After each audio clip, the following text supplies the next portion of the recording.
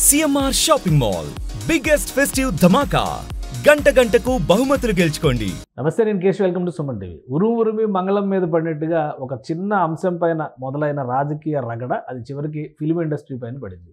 Film ఇండస్ట్రీలో కీలకమైనటువంటి ఒక కుటుంబాన్ని కించపరిచే స్థాయిలో రాజకీయ నేతలు చేసినటువంటి వ్యాఖ్యలతో ఇండస్ట్రీ కూడా ఇప్పుడు ఉలికిపాటుకు గురైంది.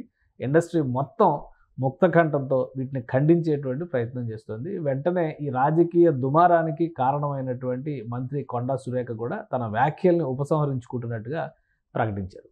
సో ఈ అంశం చూసిన తర్వాత ఇండస్ట్రీలో ఉలికిపాటుకు గురి చేసినటువంటి ఈ వ్యవహారం ఏ విధంగా మరలింది, అలానే ఏ విధంగా ముందుకు సాగింది, రాజకీయ నేపథ్య కారణాలు ఏంటి, వీటిని విశ్లేషించేటువంటి ప్రయత్నం చేద్దాం. మనతో పొలిటికల్ అనలిస్ట్ చంద్ర శ్రీనివాస్ గారు. చంద్ర శ్రీనివాస్ గారు నమస్కారం. నమస్కారం. కొండా సురేఖ గారు చేసినటువంటి వ్యాఖ్యలు ఒక దగ్గర మొదలయ్యి అది చుట్టూ తిరిగి వేరే అంశాలలోకి వెళ్ళినటువంటి పరిస్థితి ఉంది. ఇప్పుడు ఆమె వ్యాఖ్యలను ఉపసంహరించుకున్నారు.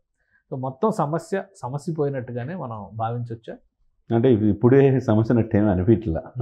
ఎందుకంటే ఆమె చెప్పింది ఏంటంటే నన్ను వ్యక్తిగతంగా దూషించారు, సోషల్ మీడియాలో ట్రోల్ చేశారు. నాకంటే ముందు సీతక్క మంత్రిగా ఉన్నప్పుడు ఆమెని ట్రోల్ చేశారు. కాబట్టి నేను ఆవేశంలో ఆ సందర్భంగా అనాల్సింది కాదు.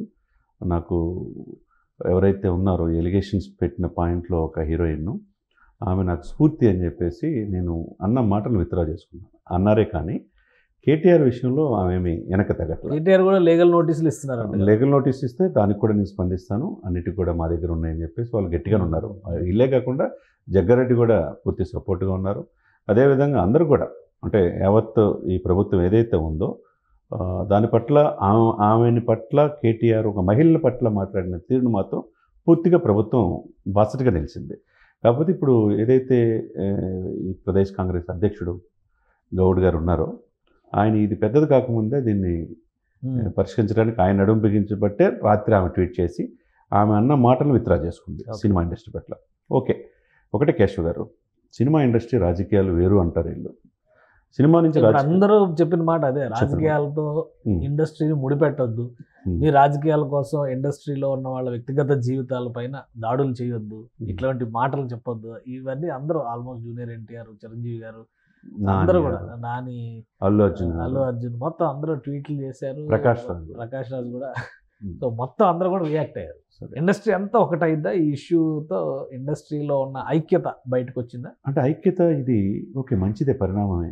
మరి అదే చిరంజీవి గారి ఫ్యామిలీ పట్ల నగరాన్ని నడిగొడ్డున హైదరాబాద్లో ఉన్న ప్రెస్ క్లబ్లో ఒక ప్రభుత్వ ముఖ్యమంత్రి కోసం బాహాటంగా విమర్శించిన ఒక క్యారెక్టర్ ఆర్టిస్టు పోసాని కృష్ణమురళి చివరికి చిరంజీవి ఫ్యామిలీని ఎవరిని తల్లిని వదలకుండా అనరాని మాటలు అన్నప్పుడు మరి ఇండస్ట్రీ ఎవ్వరూ ముందుకు రాలేదే.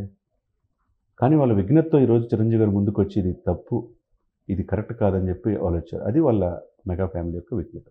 మరి వాళ్ళ చిరంజీవిని వదిలిపెట్టలా, పవన్ కళ్యాణ్ని వదిలిపెట్టలా, 4 పెళ్ళి చివరికి వాళ్ళ బిడ్డల్ని కూడా వదిలిపెట్టలా, భార్యని వదిలిపెట్టలా, ఇన్ని రకాల మాటలన్న ఆ క్యారెక్టర్ ఆర్టిస్ట్ పోసాని కృష్ణమురళి పట్ల ఎందుకు ఈ ఇండస్ట్రీ స్పందించలే? సరే, ఆనాడు పోసాని పట్ల అన్న మాటలు స్పందించరు అంటే ఒక నాగార్జున గారికి విషయంలోనే స్పందిస్తారా? ఇండస్ట్రీలో ఎవరైనా ఒకటే కదా. అదే సమయంలో ఈ రోజున ప్రకాష్ రాజ్ గారు మాట్లాడి హిందువుల మనోభావాలు దెబ్బతీసే విధంగా పంగనామాలనే మాట్లాడి ఒక స్టేజ్ దాటిపోయి మాట్లాడినప్పుడు మరి ప్రకాష్ రాజ్ విషయంలో ఎందుకు ఇంత ఈ విధంగా స్పందించారు? ఇండస్ట్రీని రిస్ట్రిక్ట్ చేసేవాళ్ళు, కంట్రోల్ చేసేవాళ్ళు, నియంత్రించేవాళ్ళు ఎవరు లేరా? ఈ మాటలు కేవలం ఒక మహిళ, ఒక హీరోయిన్ పట్ల జరిగినటువంటి వ్యాఖ్యానాల పైన రియాక్షన్గా దీన్ని మనం చూడాలా, లేదా మిగతా వీటికి సంబంధం లేదా? అంటే ఇప్పుడు ఏదైనా ఒకటే కదా సార్, ఒక మహిళ అంటే ఇండస్ట్రీ ఇప్పుడు రాజకీయాలు వేరు, సినిమాలు వేరు అని వీళ్ళు అనుకుంటున్నారు. మరి వీళ్ళు ఇబ్బందులు ఉన్నప్పుడు సినిమా పరిశ్రమ అంతా టికెట్ 150 రూపాయల నుంచి 10 రూపాయలకి 15 రూపాయలకి గత ముఖ్యమంత్రి తగ్గించినప్పుడు ఈ ప్రాధాయపడటానికి వెళ్ళినప్పుడు ఇండస్ట్రీ మొత్తం చిరంజీవి పెద్దదాకా వెళ్ళాడు కదా, ఆయన అసలు పట్టినట్టుగా వివరించాడు కదా. మరి అదే విషయంలో మీ సినిమాలు ఆడాలంటే, మీ ఇండస్ట్రీ బతుకు బాగుండాలంటే, మీ 24 క్రాఫ్ట్స్ బాగుండాలంటే, వేలాది మందికి ఎంప్లాయ్మెంట్ కావాలంటే మరి అదే ఆంధ్రప్రదేశ్ ప్రభుత్వంలో ఉప ముఖ్యమంత్రి దగ్గరికి ఎలా వెళ్ళారు సార్? ఇండస్ట్రీ అవసరం అయ్యేసరికి ఐక్యత, పవన్ కళ్యాణ్ చిరంజీవి విషయాలు వచ్చేసరికి ఎవరికి వారు ఉండదు. అదే ఇక దౌర్భాగ్య పరిస్థితి ఏంటంటే ఇండస్ట్రీ కోసం బాగుపడి, ఇండస్ట్రీ కోసం 24 క్రాఫ్ట్స్కి ఉపయోగపడి కరోనా టైంలో వాళ్ళకి 6 నెలల పాటు నిత్యావసర వస్తువులు ఇచ్చి రెమిడిసివిర్ ఇంజెక్షన్స్ ఇచ్చిన మెగా ఫ్యామిలీకి ఏదన్నా అంటే మాత్రం వీళ్ళు ఎవరు స్పందించరు. ఒక నాగార్జున గారి విషయంలో ఈ రోజున ఆ విషయం వచ్చేదానికి మొత్తం ఇండస్ట్రీ అంతా స్పందిస్తుంది. అప్పుడు ఏమయ్యారు వీళ్ళంతా? మరి ఇప్పుడు ఇండస్ట్రీ బాగు కోసం మీ సినిమాలు వేల కోట్లు పెట్టి తీసుకుంటే ఇన్ని షోలు కావాలని చెప్పేసి పర్మిషన్ కోసం నైట్ 1 గంట పర్మిషన్ కోసం ఆంధ్రప్రదేశ్ ప్రభుత్వాన్ని అడుగుతారు. వాళ్ళు ఏమంటే జీవోలు రిలీజ్ చేయాలా? పవన్ కళ్యాణ్ గారు మాత్రం మిమ్మల్ని అందరూ సాధారణంగా ఆహ్వానించి యాజ్ ఎ డిప్యూటీ సీఎంగా సినిమా ఫోటోగ్రఫీగా కూడా కందులు దుర్గేష్ గారు ఉంది కాబట్టి మీకు రాయితీలు కల్పించాలా? అప్పుడు మాత్రం మీ అవసరానికి మాత్రం మెగా ఫ్యామిలీ కావాలి. మొన్న కూడా ఆయన క్యారెక్టర్ ఆర్టిస్ట్ పోసాని కృష్ణమురళి గారు ఈ లడ్డు వ్యవహారంలో కూడా ఆయన కామెంట్స్ చేస్తాడు. ఆల్రెడీ అది కూడా నడుస్తుంది. కానీ అది రాజకీయ కోణంలో చూసే అంశం, ఇది వ్యక్తిగతమైన గౌరవాన్ని కించపరిచేటువంటి అంశం. అంటే రెండింటి మధ్య తేడా లేదంటారా? ఇక్కడ నేను రెండు ఒకటే అంటాను సార్. మరి ఇప్పుడు వ్యక్తి రాజకీయాల్లో సినిమాల్లో మరి సినిమాలు మాత్రం మీరు తీయొచ్చు, వేల కోట్లు పెట్టి మీకు షోలు వేయడానికి 1 వీక్ మాత్రం పెంచుకోవడానికి అవకాశం ఇవ్వచ్చు. ప్రజలే సినిమా చూసేవాడే పోతాడు, ఇక్కడ డబ్బు అడిగి కదా.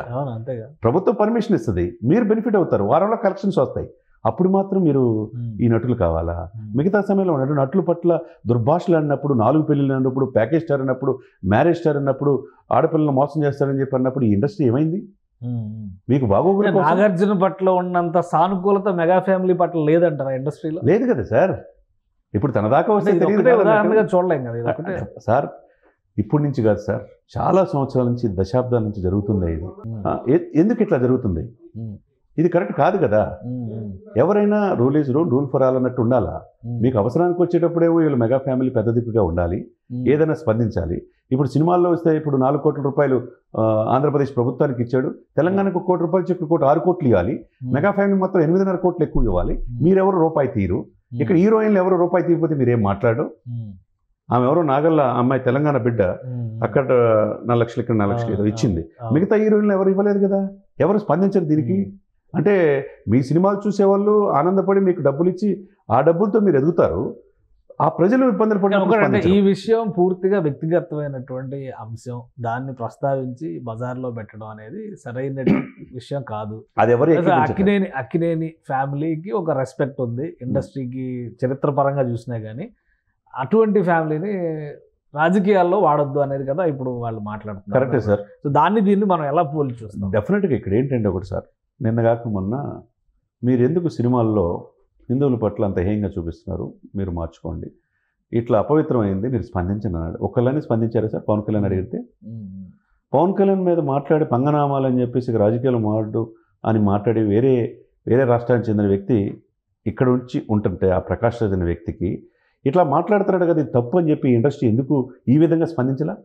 అంటే ప్రకాష్ రాజ్ ఇండిపెండెంట్ కదా, ఆయన రాజకీయ దృక్పథాన్ని మాట్లాడారని అనుకోవచ్చు. మరి ఆయనకి రాజకీయ సినీ నటుడిగానే ఎందుకు చూడాలి? ఆయన మోడీ దేశాన్ని ప్రధానమంత్రి కాకూడదు అన్నాడు, ఆయన రాజకీయాల పార్టీలో ఉన్నాడు, ఆయన రాజకీయాల సినిమాలు 2 ఉన్నాయి కదా. ఇదే కేసీఆర్ గారు ఈ దేశాన్ని ప్రధానమంత్రి అవుతా అన్నాడు కదా.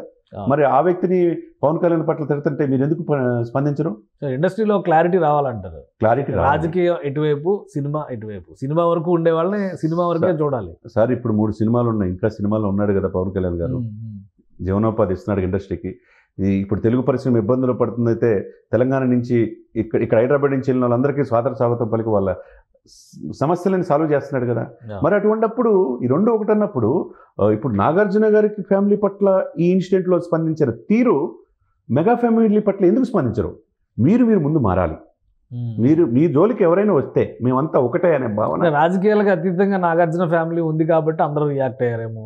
చిరంజీవి గారు ఫ్యామిలీ అంటే చిరంజీవి గారు కాకపోయినా కానీ పవన్ కళ్యాణ్ గారు ఒక పార్టీతో అసోసియేట్ అయ్యారు, ఇప్పుడు ఒక కూటమికి కీలకమైనటువంటి నాయకత్వం వహిస్తున్నాడు కాబట్టి ఆయన పట్ల రాజకీయ దృక్పథంలోనే చూస్తున్నారేమో. ఇండస్ట్రీకి ఏమీ చేయని జగన్మోహన్ రెడ్డి గారి పట్ల ఎందుకు మీరంత భయమా?